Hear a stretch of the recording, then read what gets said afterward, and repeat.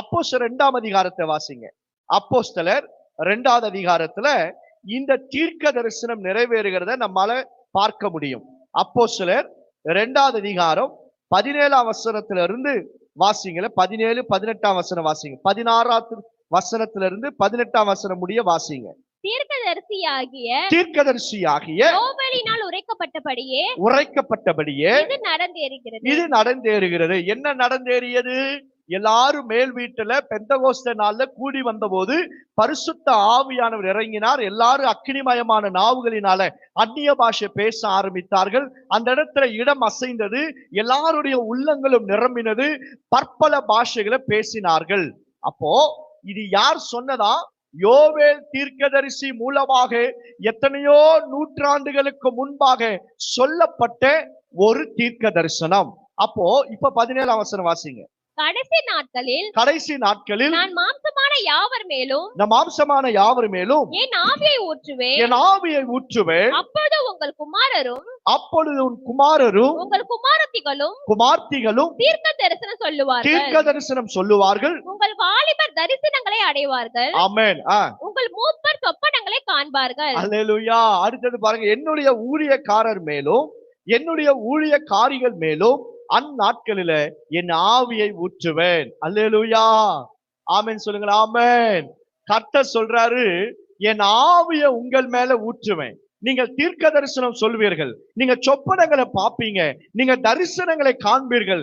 இப்படியெல்லாம் கர்த்தருடைய ஆவியானவர் நம்மோடு கூட இடப்பட போகிறார். பரிசுத்த ஆவியானவர் ஊற்றப்படுவார் என்கிற தீர்க்க தரிசனத்தை எத்தனையோ நூற்றாண்டுகளுக்கு முன்பாகவே யோவேல் தீர்க்கதரிசி மூலமாய் கர்த்தர் பேசினார். யோவேல் தீர்க்கதரிசி மூலமாய் கர்த்தர் பேசினது எருசலேமில் அந்த நகரத்துல கிட்டத்தட்ட ஆஃப்டர் கிரைஸ்டுடைய டெத், இயேசு கிறிஸ்து மரித்து உயிர்த்தெழுந்த பிறகு 70 ஆண்டுகளுக்கு பிறகு யோவேல் சொன்ன எல்லா காரியமும் எருசலேமில் நடந்திருக்கிறது. யோவேல் தீர்க்கதரிசி மிக முக்கியமான காரியங்களை சொல்லி கொண்டு வந்தார். என்ன? கர்த்தருடைய நாளை குறித்து சொல்லி இருக்கிறார். கடைசி நாட்களை கர்த்தருடைய நாள் எப்படி இருக்க போது, அவர் எப்படி வரப்போகிறாரு என்கிறதுல அவர் அதிகமாய் தீர்க்க தரிசனத்தை சொல்லி இருக்கிறார். அது மாத்திரமல்ல, மனம் திரும்புங்க, கர்த்தர் சில காரியங்களை நமக்கு செய்வார் என்பதாக சொல்லி இருக்கிறாங்க. நல்ல கவனிங்க. இப்ப நம்ம யோவேல் 2ஆம் அதிகாரத்துல சில வசனங்கள் எல்லாம் வாசிச்சு வந்தோம். என்ன சொல்லி வாசித்தோம்? உன் களஞ்சியங்கள் நிரம்பி உன் எண்ணெய் எல்லாம் வழிந்தோடும், நீ வெட்கப்பட்டு போக மாட்டே, என் ஜனங்களை நான் நடத்தி வந்த பாதைகளை நினைத்து துதிப்பாங்க, அவர்கள் மேலேயும் அவங்க பிள்ளைகள் மேலேயும் என் ஆவியை ஊற்றுவேன். இது எல்லாவற்றையும் கர்த்தருடைய ஆவியானவர் யோவேல் மூலமாய் பேசினார். எப்படி பேசினார் என்றது முக்கியம் இல்லையா? ஏன் கர்த்தர் எப்படி இவ்வளவு தீர்க்க தரிசனத்தை பேசினாரா? இப்ப கவனிங்க. யோவேல் 2வது அதிகாரம் 12ஆம் வசனம் 13ஆம் வசனத்தை வாசிங்க. ஆதலால் நீங்கள் இப்பொழுதே உபவாசத்தோடும் அழுகையோடும் புலம்பலோடும் உங்கள் முழு இருதயத்தோடும் என்னிடத்தில் திரும்புங்க என்று கர்த்தர் சொல்லுகிறார். நீங்கள் உங்கள் வஸ்திரங்களை அல்ல உங்கள் இருதயத்தை கிழித்து உங்கள் தேவனாகிய கர்த்தரிடத்தில் திரும்புங்கள்.